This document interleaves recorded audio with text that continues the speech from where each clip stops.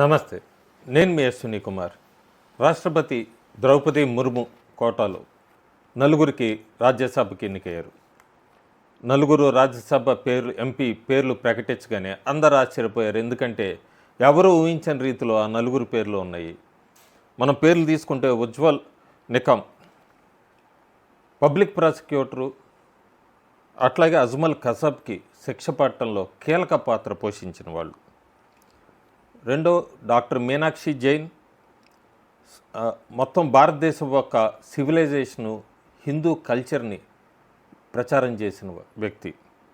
ఇక మూడు హర్షవర్ధన్ శ్రింగ్లా మాజీ విదేశాంగ సెక్రటరీ, భారతదేశము అమెరికాకి నేపాల్కి సత్సంబంధాలు, గట్టి టైస్ని డెవలప్ చేసిన వ్యక్తి, అట్లాగే స్ట్రాటజిక్గా డిప్లొమసీ కూడా ప్లే చేసిన వ్యక్తి.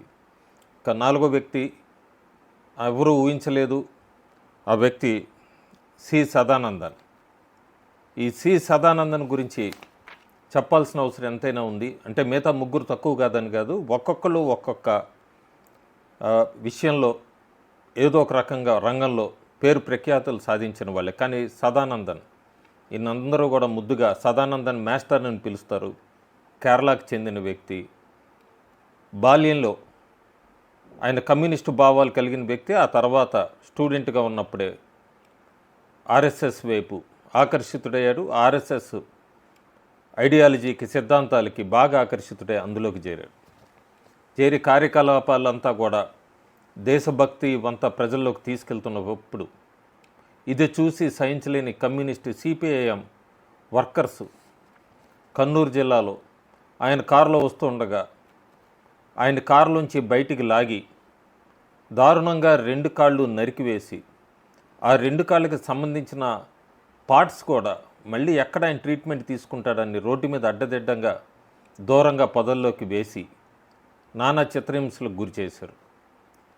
ఈ సదానందాన్ని ఎక్కడా కూడా వెనకడుగు వేయలేదు. అంత జరిగినా కూడా ఇది జరిగింది 1994 జనవరి 25. అంటే ఒక 30 సంవత్సరాల కిందట ఈ ఇన్సిడెంట్ జరిగినా కూడా ఆయన ఆర్టిఫిషియల్ లిమ్స్ ద్వారా కూడా ఆర్ఎస్ఎస్ సహాయంతో ఆర్టిఫిషియల్ లిమ్స్ మోకాళ్ళు పెట్టుకొని అట్లాగే వర్క్ చేసి ఒక స్కూల్లో టీచర్గా చేరి సోషల్ టీచర్గా పనిచేశారు. 20 సంవత్సరాల పైన ఆయన టీచర్గా పనిచేసి 2020లో రిటైర్ అయిన వ్యక్తి ఈ సదానందన్. అందుకే సదానందన్ మాస్టర్ అని కూడా అంటారు. ఈయన భార్య వనితారాణి కూడా టీచరే. కూతురు Yamuna Bharati BTech student.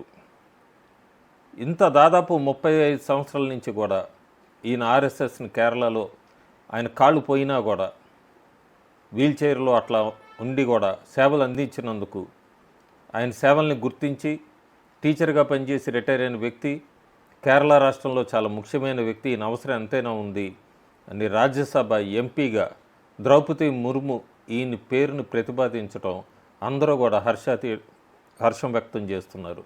So కేరళలో కన్నూరు జిల్లాలో చాలామంది ఆర్ఎస్ఎస్ కార్యకర్తలు హత్యకు గురిగావించబడ్డారు. కమ్యూనిస్టులు ఎవరికి వాళ్ళకి వ్యతిరేకంగా వెళ్తే వాళ్ళని నడి రోడ్డు మీద దారుణంగా హత్య చేసిన సందర్భాలు చాలా ఉన్నాయి.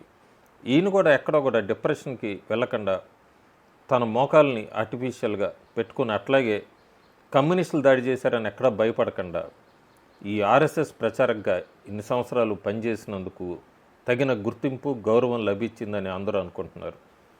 Thank you.